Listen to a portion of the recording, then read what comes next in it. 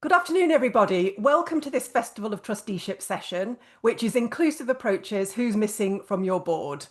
I'm Penny, I'm the Director of the Festival of Trusteeship for Eastside People, and I'm just going to run through a bit of housekeeping for you, which will probably be very repetitive for those of you that have been to several festival sessions this week already. The session is being recorded. If you've booked this session individually, you'll get the recording within a day or so. If you're a weekly pass holder, you're going to get all of your recordings when the festival has finished. You'll get them all together. Please stay muted on arrival. You've been muted on arrival. Please stay muted. That keeps the sound nice and clear, unless Bernice comes to you for a question. If you do unmute, you will be on the recording. So please don't speak if you don't want to be on the recording. Closed captions are available, so if you'd like the subtitles, you need to click CC or closed captions on your device. Please absolutely feel free to use the chat to introduce yourselves, to ask questions of the panel, to share reflections and resources and experiences. However, the chat can get very busy at the Festival of Trusteeship, so if you'd prefer to ignore it, please do. If Bernice takes a question from the chat, she'll repeat it in full, and the chat is also on the recording that you'll receive if you want to read it afterwards. If you don't already have one, you can still buy a weekly pass. That will give you access to all of the sessions today and tomorrow, and will also give you all 15 recordings from across the week. Please note that this session is very much in the public domain, so please don't put anything in the chat that you wouldn't want to be public. And I don't think we're going to be going into in-depth legalities, but if we are, please do note that the law changes depending on where you are in the country and indeed in the world, so please check on local rules. A huge thank you to the Institute of Leadership in particular. It's thanks to them that we can make the festival accessible, which is reflected in our numbers. And thank you to this brilliant selection of wider organisations who have supported us with content and with publicity. So thank you very much, and over to Bernice, who's chairing this session. Thank you. Thank you, Penny. So I'm Bernice Rook. I'm Deputy CEO at Eastside People. I'm also a trustee at Board Racial Diversity UK. Before we start the discussion, I thought it was important just to paint a bit of a picture on trustee diversity. The most recent data on charity trustees in England and Wales exposes a leadership that is still far from reflecting the full diversity of the UK. So though women now account for 43% of trustees, when you look at larger charities over 5 million in income, the figure goes down to 32%, and only 35% of charity chairs are female. 17% of the population are from ethnic minority backgrounds, but only 6% of trustees are. Approximately 50% of the UK population is under 45, but just 8% of trustees are. 24% of the population report having a disability or long-term health condition compared to 17% of trustees. Some of the data is lacking and potentially flawed, but qualitative evidence also points to underrepresentation of people from the LGBTQIA+ community. Furthermore, trustees are disproportionately drawn from professional and managerial careers, and just under 29% of trustees report a working class background. Now, there's probably more stats, but I'll stop there. When you take intersectionality into account, that's when you look at how multiple aspects of identity overlap, the picture becomes more nuanced and generally more unequal. And just to say, the lack of diversity, it's so much more than a statistical curiosity. It has real implications for governance quality, credibility, and decision-making.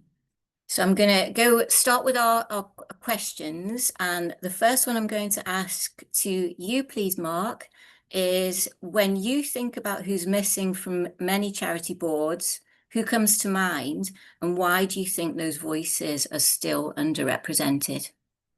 Yeah, thank you, Bernice. In terms of kind of my experiences of who I've seen missing, I sort of, when I look at charities, I tend to reflect on sort of what the charity's there for, and what sort of representation they have. And so, going from my personal experiences, I'm a visually impaired person, and I'm also a father of 2 small children. So one of my appointments as a trustee is with a local home start, and actually I felt, looking at the board panel, when I got to know the organisation, I saw that actually it was mainly women of an older age, and actually I felt, do you know what, this isn't very reflective as my experience as a dad, knowing that the support is needed for fathers. So actually I felt, do you know what, I feel like representation is really needed there.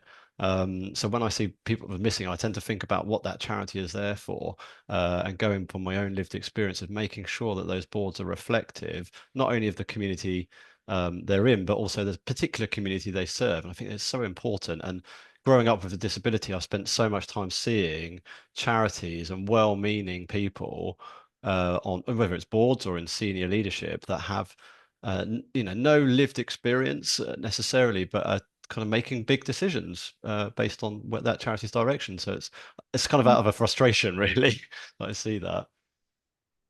Thank you. Thanks, Mark. Malcolm, can I ask you the same question? Who do you think's missing, and why do you think that is? Yeah, thanks, Bernice. And Mark, I agree entirely with what you say about where the boards represent their communities. And it's actually what they're missing rather than who's missing. And I think Bernice's stats shows a whole raft of people who are missing from boards. And that actually hasn't changed in I don't know how many years. And just referring specifically to Black and Asian individuals on boards, I think when I started my board racial diversity work, some 6 years ago, time flown, I had a figure of 10,000 gap in terms of Black and Asian trustees. My mathematics was actually wrong. It should have been 40,000, which is a much sharper figure. 8 years later, with Bernice's figures, it's now 60,000 Black and Asian trustees who are missing from charity boards. And to think of the talents and the skills that those represent. And I think that that's an enormous gap. And that's one in every three charities misses that. So that's phenomenal. So for me, that's a big gap. In terms of why we're there, where we are, the big issue, I think, with people perhaps working, living, playing in silos, and actually not mixing with people who they may then ask to come onto their boards. And most charities, people on this panel know, and recruit informally. So therefore, they recruit from their own circles. So I think until that changes, I think we're still going to get the same sort of people on boards. And again, hopefully, the Charity Commission will hear that, and we'll perhaps be a bit more forceful in terms of how boards recruit. So I think I'll stop there. Thanks. Thank you. Thanks, Malcolm. Could we move on to some examples of what you think is done well, or what you've seen has been done well? Urmi, if I could ask you if you could share an example of something either you've seen works well, or others have done to attract a more diverse range of trustee candidates. Sure. Some good models I've observed have been where you've combined the recruitment process with a sort of accessibility preparation session.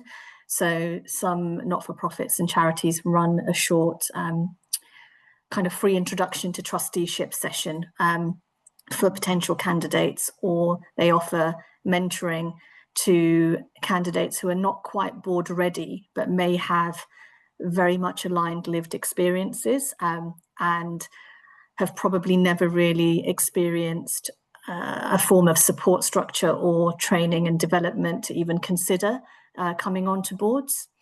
And then there are other things that some small charities offer, like offering stipends or expenses being covered, so that can make a real difference to people who are on low incomes and who have financial barriers which prevents them from taking part.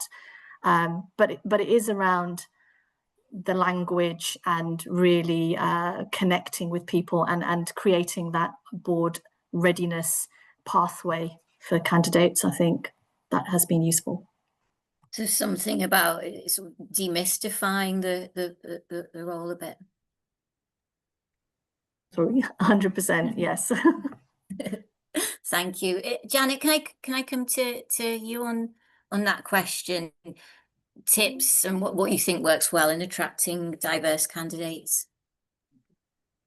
Thanks. Yeah, I mean, first of all, just to re-emphasize, recruit openly, right? And it might sound like a basic thing to say, but we know from the same research that you quoted stats from, Bernice, that only 1 in 17 trustees arrive at their board through having seen an advert, which is, and over half have been approached by a trustee. That's how they got there. So open recruitment is far from the norm.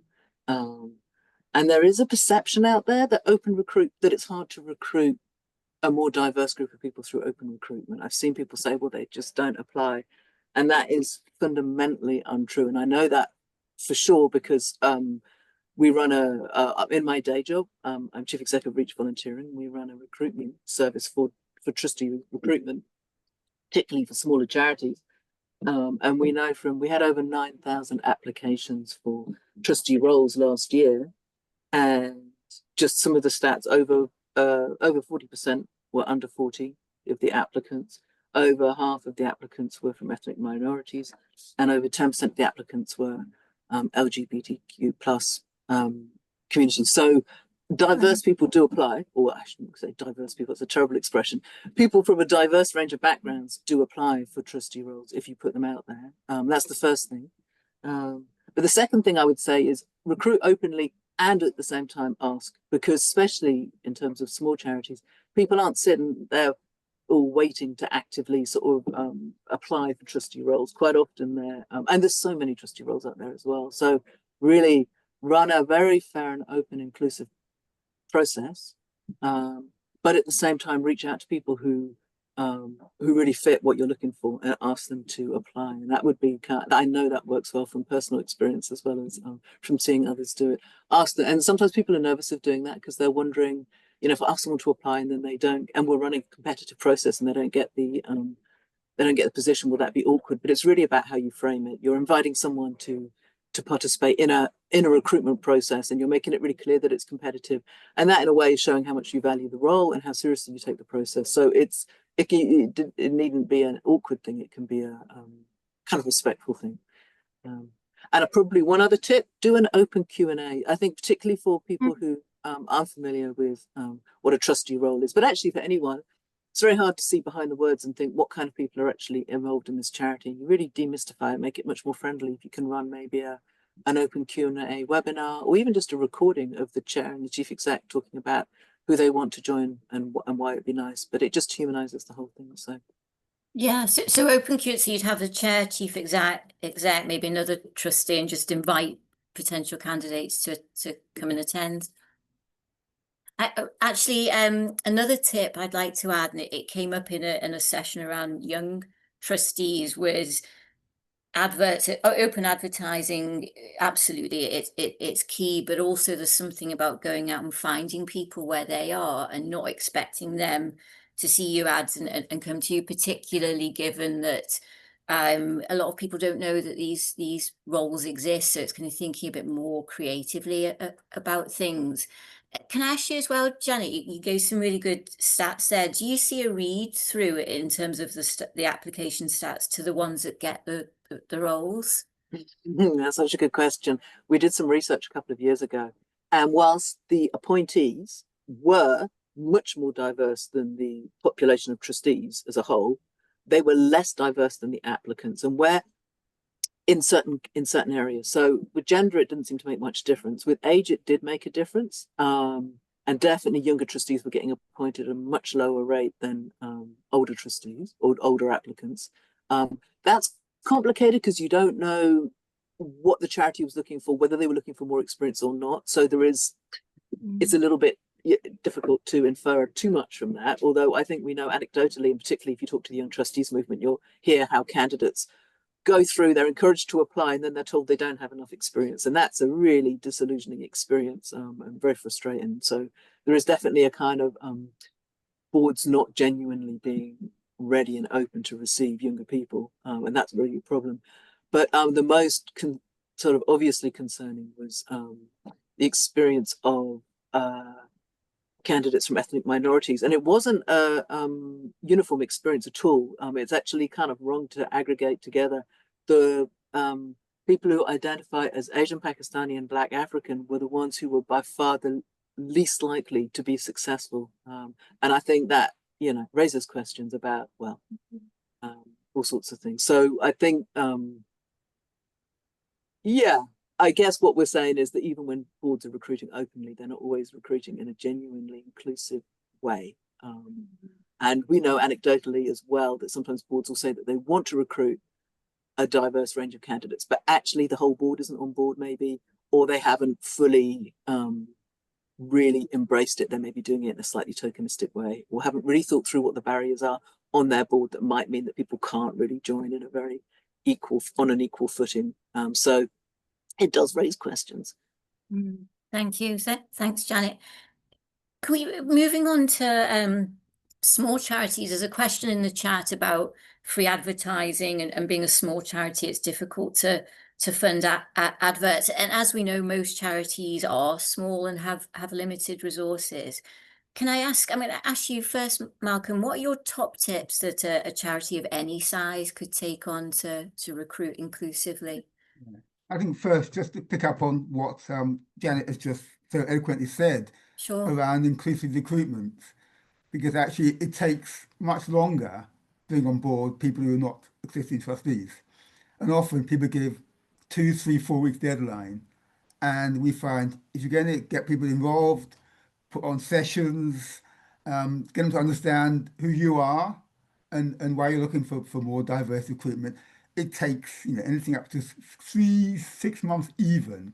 And actually, first time around, it probably won't work because people feel confident and comfortable about signing up.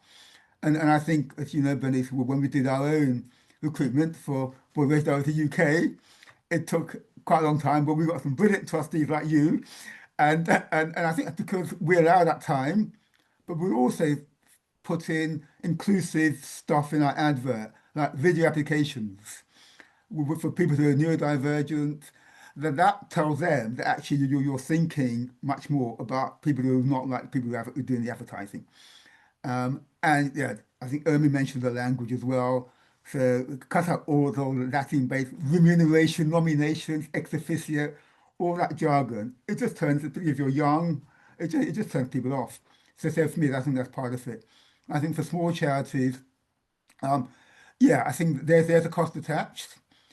And but there are the reach volunteering, brilliant. We're relatively affordable in terms of what we do. And it's about being open recruitment. So use your own volunteers if you've got them. Say, start with them and start to say, develop a pipeline within your own organization. And when I work with people, charities, they hadn't thought about it, and then they have a more diverse set of volunteers than actually on their board or on their staff team. So think about actually how you develop them as a pipeline and use them to actually encourage their own peers as well. So I think that's the way of doing it. But yeah, but I think that there are free resources, and you know, I wrote a guide a few years ago, which is still downloaded from our website. But actually, most people, if they don't know how to start, then actually try and get advice, and I think that advice is actually out there. So I think they're the main things I'd say in terms of small charities. Yeah. Thank you. Thanks, Malcolm. Mark, your thoughts as both a CEO and a trustee? Yeah, some really interesting tips there and some very helpful ones. And I think, I guess one of my reflections as well is actually, I think some of the, because there's so many things you can do which are free out there. I think part of the problem is actually for kind of small and micro charities is actually time and resources to actually do it and put the time in. And actually, I think making sure you're focused and you pick some particular areas you want to sort of target and actually being targeted as much as possible. I think is really important. Particularly, there's so much you can do on social media. There's so much you can do, obviously, within your own network, and also reaching out to other charities. You might have a charity in your local area that specifically works with people that maybe you've got missing on your board, and actually go to them and just say, look, we've got a recruitment round. Is there anybody you're working with? Is anybody, you know, within your network who this might suit, as it might be interested, and they could, you know, could they apply? You know, just utilizing your networks and utilizing people around you within that recruitment process. And just a tip we found really useful, both as in my role as chief exec of a sight loss charity and as chair of a national charity Visionary, is actually just being open and honest. So actually, one thing, people will look at your board and people will probably read who's on there, and they might actually go, you know, I don't see myself, so it's not for me. And actually, if you're open and honest within your recruitment pack or just within the information, just even if it's a line saying, look, we know we're not representative of XYZ people group, or we need, you know, better representation here. And we're conscious of that, and we really welcome applications. That one small line can actually be the difference between somebody clicking away and somebody applying. Because, like I said, if you don't see yourself, you might just think it's not for you. You might feel you don't fit in, and you know, particularly if you don't have a trustee background, actually you might be tentative on that. So actually, just being honest about it and being open, I think, is just a very small thing you can do, which can actually help people in that journey. Absolutely, yes, Janet. I was gonna, yeah.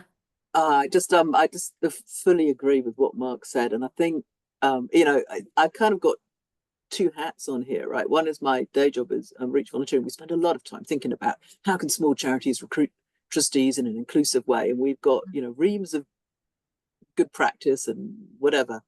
But I'm also a trustee of a really small, tiny charity, and I know the reality is that you're just super stretched, really busy. There's loads of different things that you're trying to contend with, and thinking through a whole process can be a bit overwhelming, and focus is all.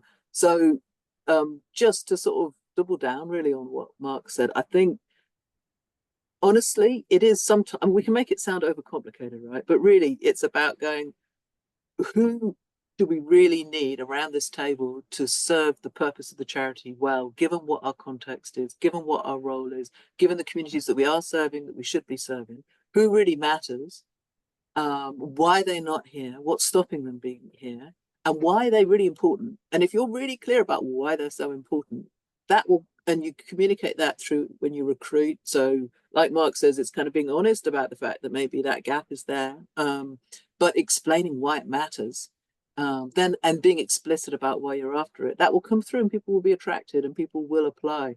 You know, the mistake we more often see is people sort of going, we want, people are recruiting for a particular skill set or experience, but without really explaining why it matters. And then it just seems tokenistic, or, you know, it doesn't really make sense to people and they won't be convinced. So I think that's everything. And I think the other thing is going out to the target community that you are interested in and asking them to look at what you've produced in terms of your adverts or your processes or anything, and just say, does this make sense? Is there anything off-putting here? It's as simple as that. And people will give you really useful feedback. So I think it's just being clear what you want, explaining why it matters. And then, yeah, you can take shortcuts, you know. Thank you. Thanks, Janet. There's a question that's come in that actually fits in well with the question I was going to ask next. So the question I was going to ask is, some people worry that focusing on diversity means lowering the bar. How do you respond to that? And the question in the chat is asking about thoughts on how to diversify the board whilst also ensuring you gain the right skill set you're missing. Urmi, could I come to you for thoughts on that? Yeah, sure. It's interesting. I don't think it is about lowering the bar. I kind of like to look at it as widening the runway. We kind of raise standards when we enable more people to get board ready, and not just those who already have the privilege of networks to serve. Sometimes that might mean that, you know, organizations need to consider paying trustees or removing the hidden costs, because if we only recruit those who can afford to serve for free, we're narrowing our talent pool and not protecting quality.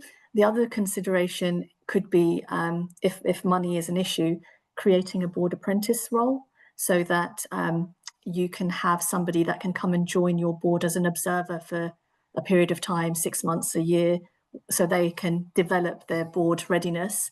And so at the end of that period, if they, you know, have done what you need them to display and characterize as a trustee, they can then move on to becoming a full trustee. So that almost works as a dual purpose system, because they're getting the training and the development, and you're getting to see them develop and see if they're right for your organization without committing to having them as a full trustee on at the end. So that's an interesting pathway to consider.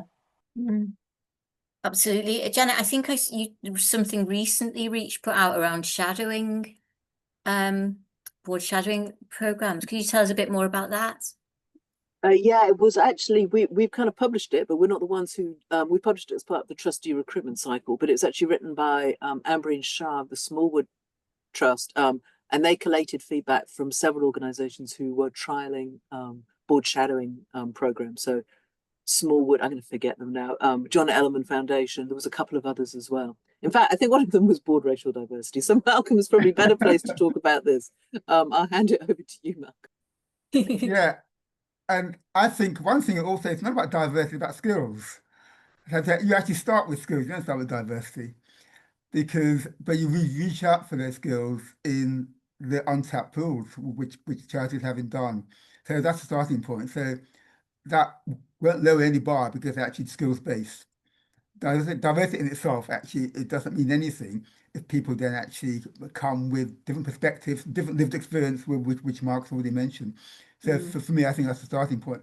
And actually, you can argue that the informal recruitment that is hard, not often skills attached. So you can argue that the bar is fairly low to start off with, and reaching out on a skills base, and as both Janet and Mark have said, identifying what skills the organisation needs will definitely heighten the bar for most charities. But so I think in terms of that low in the bar and the backlash, I think it's actually staying true to your organisational aims, and actually knowing that you're making a difference within the area that you're operating in. And yeah, there'll be a lot of noise, but as long as you and your board of trustees and your team know that you're achieving your own goals and you're reaching your own impact, then for me, I think that's the important thing. Thank you. A question's just come in that kind of brings in some of what you were just saying, Malcolm. It's a question around should you be reflecting the diversity of the general population versus reflecting the community or groups which you serve? Where do you think we should focus? It's a bit of a conundrum. Yeah, I think that's already come up, and I think it is about organisational skills. If you're in an area, and I've had the request from organisations working in Hackney or in Birmingham saying they can't actually find people from Black and Asian backgrounds, which is extraordinary but true, because actually they don't know them. So an area like that, you have to actually match the community. But in areas, if you're in east of England, if you're in Norfolk, if you're in Lincoln, there won't necessarily be a high Black and Asian population, but there will be populations, and if you're serving them, then actually, then you should try and see if you can identify and meet those needs through your trustee board or your volunteer team. But it's not about representing, otherwise you have an enormous board. So it's not about representing every possible group, but it's about, I think Mark said, identifying those groups which you're most serving, which you want to have the most impact on. And I think it started from that. And there are other ways of gaining views of other people as well. So that can be through advisory groups, it can be through working groups, could be through voluntary groups. So you don't have to have everybody represented on a single board. Yeah, thank you. Moving on to how we can support trustees once they're in post. So we know representation is one part of the picture. When somebody new joins a board, what do you think can make or break their first few months as a trustee? Urmi, I'll come back to you if that's okay. Sure. So a few things that I've observed is having a clear induction.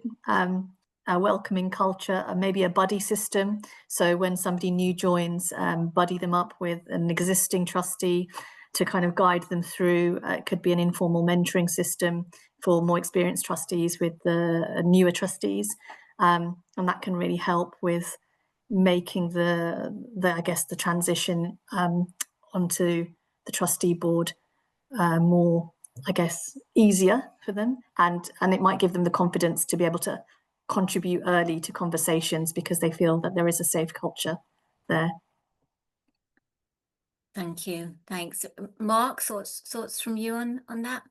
Yeah, I think to be honest, as coming in with experience, myself coming into a board culture and not really knowing, exactly what should I be bringing, what should I be doing. I think one of the things I've found most valuable, and now something I reflect as chair, is actually having that kind of understanding as chair, and making sure those who have been there a bit longer are actually have that kind of understanding and support for that person. So even during meetings, is just making sure that person actually doesn't necessarily feel that they have to give because you get some people who feel like they've got to give every point for everything, or others who will just sit back and listen, and actually just making sure they feel comfortable in a meeting, making sure they are supported in that, and actually just feeling okay, like it's okay to be yourself, to bring an opinion, to bring a question, and actually just giving them that space. Because some people would just jump in automatically. Some people actually just need a little prompt and say, actually, have you got any thoughts on that? And then suddenly you hear all these excellent things, and they were just so tentative because often you're sitting around the people who might be more experienced than you, or they just generally have been there longer, so you just feel that nervousness. Actually, just giving that gentle support, and exactly what Urmi says about induction, really supportive. I think buddying up scheme, having a person you can just meet with outside the meetings and sort of say, how do you feel that went? What else can we do? And making sure they have a sort of training I mean, this should be for all trustees really, but have sort of a training available. But things like obviously Festival of Trusteeship, making sure your trustees are invited to things like this, and other programs through the year, webinars, workshops, and there's lots of free or affordable things out there which can support people, and just making sure they have that right support and training.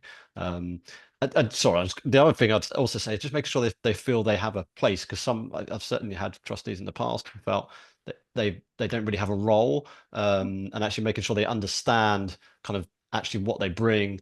They don't necessarily have to have a specific task, because lots of people often come into trustee role with a very much an operational mindset, through either a lack of understanding of what a trustee role is, and actually making sure they understand that, making sure they understand sort of where they fit and why they're there, which can be really important. Because if they feel tokenistic, they feel like they're just a name on a sheet or even a photograph on a glossy magazine, actually making sure that is their experience, which is valued and valid, is really powerful and important.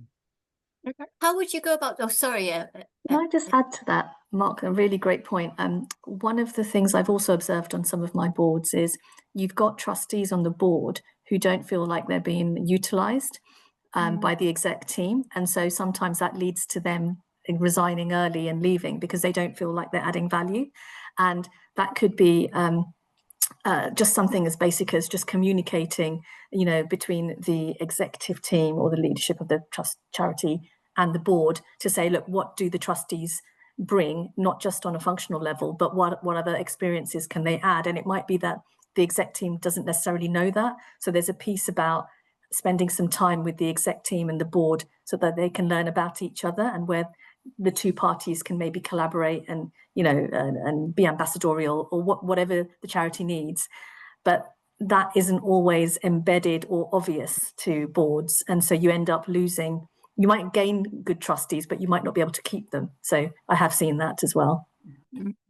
Absolutely. Malcolm?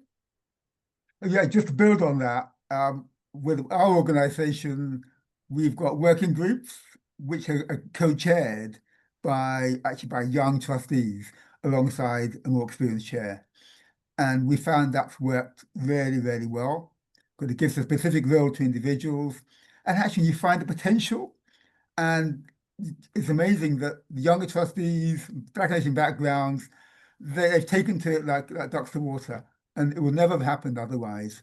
And so Bernice is actually one of our working groups, and yeah, and they've developed, and I co-chair one of them, which is a finance group, and which I've handed over to the younger trustee from a corporate background, and he's done it brilliantly. And I think that expectation of the role, the specific role, I think is really important. Yeah. Janet? Yeah, and they're really brilliant tips by everybody, and I agree with all of them. I'd say kind of be really intentional about building relationships. So actually have a program of the new trustees meeting with the chair, with the other trustees, with staff members, and maybe providing a bit of structure to those conversations so that they can do exactly those kind of things, explore how they might be able to work with them in different ways. And then I think that just stepping back one step in the process is if you're bringing in people who are very different to the rest of the board. So let's say, I don't know, it's a youth charity, and for the first time you're bringing in young trustees, for example. I think recruiting in groups is super important. So not just one young trustee, because then they are the only young person on the board, which is already intimidating. It feels very tokenistic. Other trustees tend to treat them like they are the spokesperson for young things, but probably nothing else as well. And forget that, you know, they're just one person, and other young people would have different perspectives, for example. So if you recruit in groups, then there's a kind of sense of solidarity. I think the kind of, I think 3 is a really good number, because if there's 2 and one person is ill, then they're still the only person. So 3 stops that kind of, creates a more nuanced understanding of the lived experience on the board. So, and also just means that you can sort of, it's more fun for the people who are joining. And then the other thing I wanted to say is just board papers, right? And it's like, and speaking as a chief executive, it takes effort and time to produce good board papers, and to produce them in time that people can read them. But they are the main form of communication between the board and the organisation, assuming you've got staff, of course. Not all charities do, but making an effort to make sure the board papers are really straightforward language. And I guess it's easier in these days of AI. I haven't actually tried that yet with my own board papers, but anyway, they're really easy to understand. There's no jargon, but also that the point of them is clear, because quite often you can get a board paper and think, well, I don't know what I meant to do with this. So make it really clear so that people understand how they're meant to respond to it. Is it something they're meant to be thinking about, deciding about, you know? So I think there's some, and everyone benefits from that, right? Not just the new trustees, but everyone, because no one wants to wade through long, confusing board papers. So there's a few things like that which are really beneficial to the entire board. And also just another vote for buddying. That's such a great way of building relationships, demystifying, because even if you're an experienced trustee, each board is so different. There's really not a standard trustee role, and the culture and the expectations are already different. And also you're kind of coming into a conversation which is mid-flow, right? You don't really understand you won't know what the previous board meetings were about. So having someone who can and being just then, and also it's one thing to, this is, I think, similar to expenses as well. It's one thing to say we've got a policy where we've got expenses, or we've got, you know, we will buddy you up, but you need to proactively make it happen. So ensure that you know you meet with that the buddy meets with the new trustee before the meeting, and then after the meeting, before the meeting to explain or answer any questions about what's previous conversations, for example, and then after the meeting, if they've got any questions. And I think it's the same with expenses. Sorry, I'm shoehorning 2 very different concepts, but it's about doing it like you mean it, right? So with expenses, you know, so many people say they've got expenses policies, but then it becomes very clear to anyone who joins the board that it's not really okay to claim those expenses. And that is such an exclusionary culture. So this was a tip I got from Penny, actually.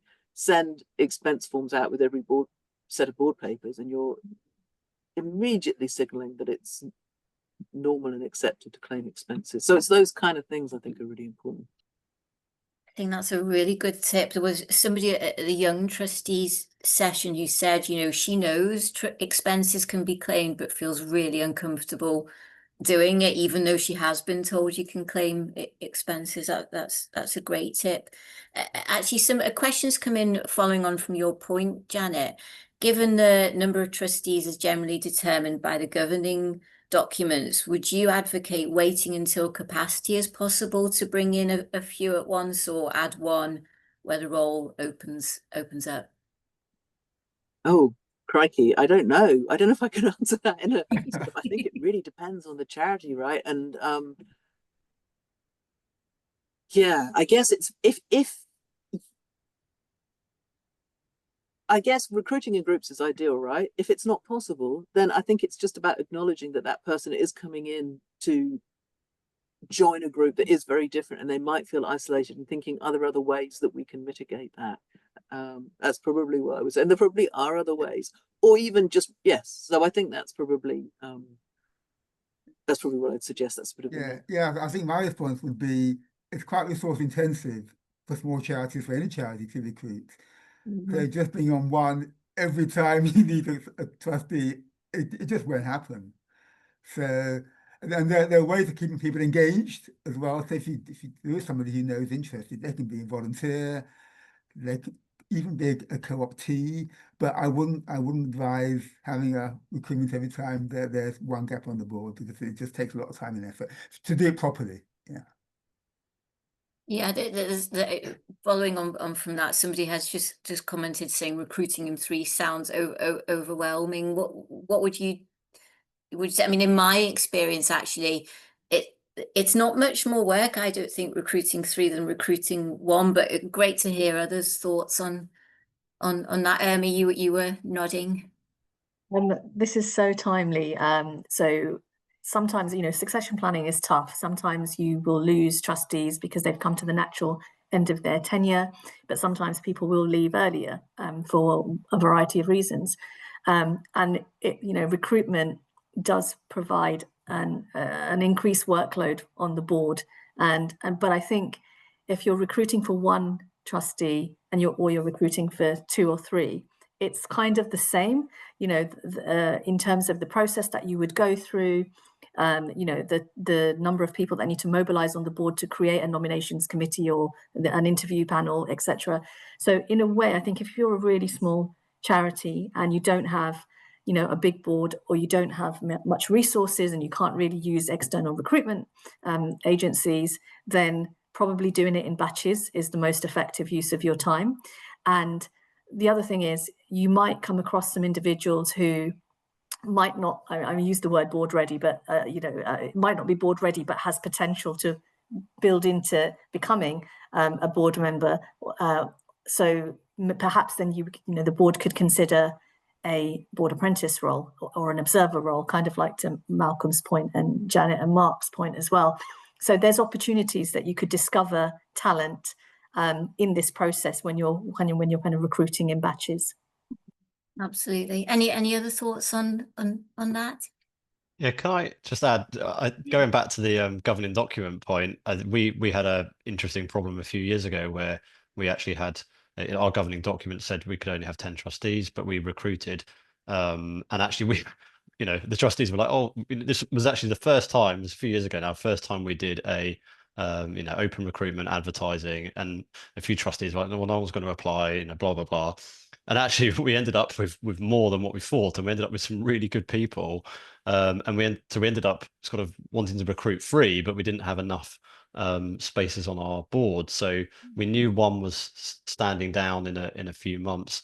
But because of that, we actually ended up changing our articles. We were changing it anyway, but actually increasing it to 12, not as a number, not as a target, but actually to ensure that we could have that transition period. So when people do stand down, that actually we can have sort of a point where some people could shadow trustees leaving, but also that actually there's a transition period, so it avoided that. So I know that's work, and it might not be a quick solution, but it's worth thinking about in your governing document, actually increasing it, not to say you need that many, but to give you those options. So when you do want to recruit, say 2 or 3 at a go, you actually have that flexibility. And just going back to good governance as well, is actually ensuring you do have term limits as well. And actually, I know this is not necessarily a topic on inclusion, but actually I think it does play to the fact that it does stop you having the same people for 20 years getting older and older and older, which you do see in the charity sector quite often. Actually making sure you have that 9-year full term, 3 lots of free. Actually it although some people say, oh, it's bad because a good person could leave and a good person could go, which is very true, but it also means you are so much more proactive, and you're constantly thinking about who we're going to need on the board, in 3 years, 6 years, 9 years. And actually it makes sure you're proactive about it rather than just getting settled going, oh yeah, we've got a great bunch of people now and we're really diverse. Actually, you've got to keep thinking about it, which is really important. Sorry, that's just a total side. No, but it's a really good Yeah. point. Well, Eastside people, we do we have an ESG tool, environment, social governance, and our survey showed, I can't remember the percent now, someone will need to help me with it, but a really high percentage of boards didn't have terms of the people that completed the survey. And I think as a recruiter, it's quite easy to get into a bubble where you think lots of people do have them, because people contacting a recruiter generally, they're already looking for open recruitment and they've generally got fairly good processes. It's all the people who aren't contacting recruiters or looking for help, or probably aren't at the festival that need the help and the support and the tools and the tips. Sorry, yes, sure, Malcolm. Yes, well, yes, I'm somebody who's been chair for over 20 years in some charity in the north, and I know chair roles are tough, but I feel over 20 years you might get a bit blasé about it. But I suspect nobody else wanted to do it. So she kept rolling on. There was no fixed term. But that's not a tip one should follow. Just one small one on recruitment of people in batches. Try and stagger as well the terms, so they don't all leave at the same time. So for us, we staggered for 2 and 3 years, so that people don't all leave at the same time. So that, again, if you're doing that in batches, then that's quite a useful tip to pick up. Yeah. So thanks, Bernice. Thank you. There's been a question in the chat about, what does the term board ready mean? Is it about skills and experience? Is it about willingness? Janet, thoughts on that? I don't use the term myself, so I'm probably not the right person to ask. Don't worry, I think Urmi, was it you that used the term? Okay, great. So really, when we refer to board ready, we're just talking about, does the person understand what's expected of a trustee and the roles and responsibilities, and can they effectively contribute to board discussions and decisions? So it's important they understand, have a basic grasp of governance and risk, strategy, oversight, some awareness of the finance and the accountability. I mean, when you're a trustee, you're effectively a director of the company. So there is, responsibilities of being that director and, and asking the right questions to be able to constructively and confidently challenge the leadership team and make sure that you're providing the support needed for the good of the organisation whose board you serve on. And some of this is technical knowledge. So it's kind of like a combination of all of those things when we talk about board readiness. Janet? I think it's an interesting one, right? And it's definitely a trustee role is a very specific kind of role, and it's not what everyone would want to do, or so I think it is really important that people understand, and also that it's a legal responsibility. So it's very important they understand what they're getting into. But there is this balance between recruiting. Well, I like the way Tom Lawson used to put it. I spoke to him when he was the chief executive of Leap Confronting Conflict, and they've done some really great work in changing their board. And he talks about recruiting for potential rather than perfection. And I think there's something about recruiting people who have a passion, a curiosity, an interest, and and maybe lived experience as well. But they don't necessarily need to come with all of the strategic knowledge or some of the other things. And they can really inject so much vitality into a board, and that it's clear what they're going to get out of it as well. And I think that's really important. If you get someone it's less clear what they're going to get out of it, then maybe they're not going to be such a great board member. So that's always worth bearing in mind. And I think, returning to the recruiting in groups thing, I'm now sounding like I'm selling this as the only way to recruit. I'm totally not. But I think when you're recruiting to a board, it is an unusual thing that you're recruiting to someone to join a team. So there's usually not a very, very specific, it's not like recruiting to a job where someone's got to have X, Y, and Z. Usually there's about 10 things they could have, which would be great, which would all add something to the board. And then it's a matter of prioritizing which ones. And sometimes there's even things you haven't thought about. And so when you recruit several people at one time, you've got more flexibility to say, well, this person's bringing this and they're bringing that. They're bringing these skills, maybe this degree, this measure of diversity and this. So and it also gives you more space, which I think Urmi's already alluded to, about bringing in people who perhaps got less experience alongside people who've got more experience. So I think it's that kind of, it's kind of more of an emergent, holistic way of looking at recruitment, which is not how we normally do recruitment to a single paid role. It does take I think you can benefit from having a slightly different mindset, which is really just being a bit more open-minded is probably the simple way of describing it. Yeah, no, thank you. I really like that, recruiting for potential rather than perfection. And so often, you know, I'll see, you know, a requirement for trustee experience for board roles, and for the vast majority of the time, why do you need that? All of that is completely learnable. For a chair role, okay, but for a trustee role, I don't see that it's necessary. I actually saw there was one a few years back, and they were looking for a master's degree. But that really stuck out, because that's horrible. That is, but yeah. I'm really sorry. That would have been a massive red flag for me if they're looking for a master's degree, and unless it's some sort of university related thing where it has to do with higher education and you need that qualification. There's absolutely no need for qualification. I'm speaking as somebody here who doesn't have A levels, so you know, I just find it so frustrating when people put qualifications.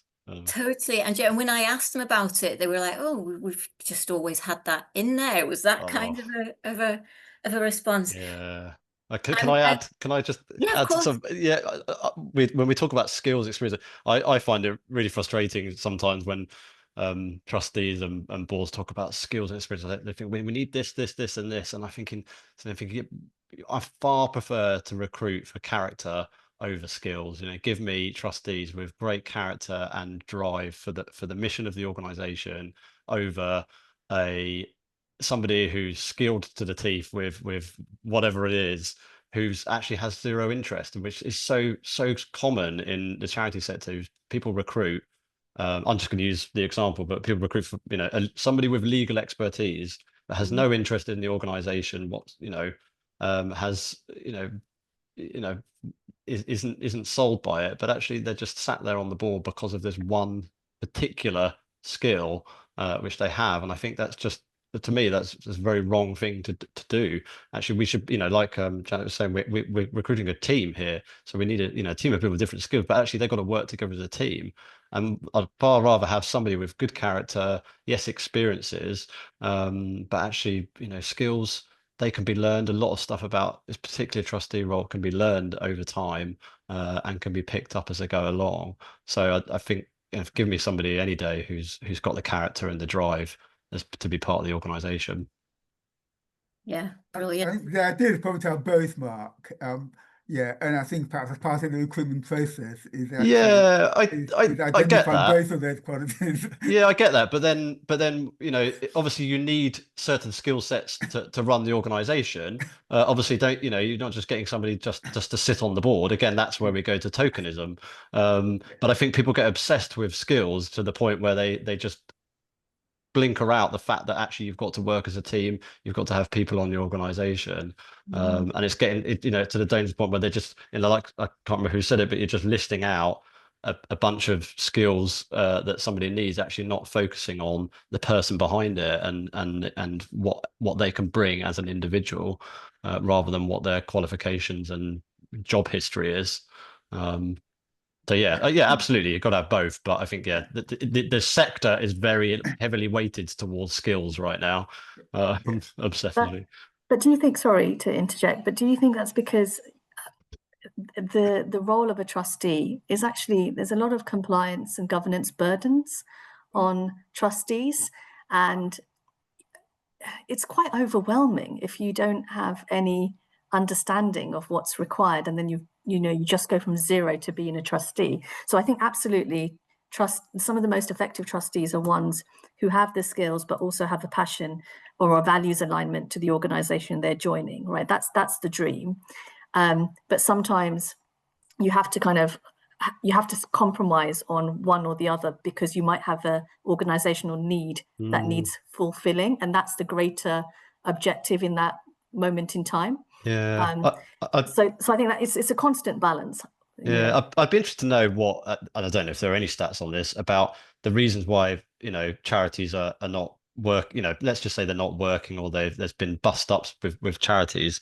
That's generally down to, is it down to the fact that they didn't have the right skills, or is it down to the fact that the people just didn't get on and there was bust ups? Be really interested to know what that is, and how that's reflecting. But yeah, I think there is a lot of burden, but I think going to the point again, you're doing it as a team. So I think that's a really important thing to know, that actually, if you were being recruited as the sole person responsible for the organization, that would be so absolutely daunting. And there's a reason why we have a board. There's a reason why we have multiple people, so you can all complement each other on that. And I think, that will be made up of varying skill levels and varying experience levels.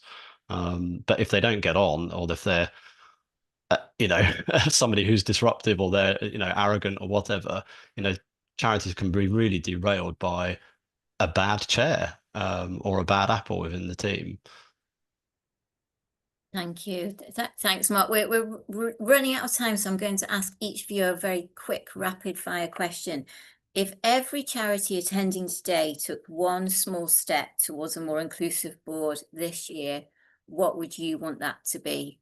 Malcolm?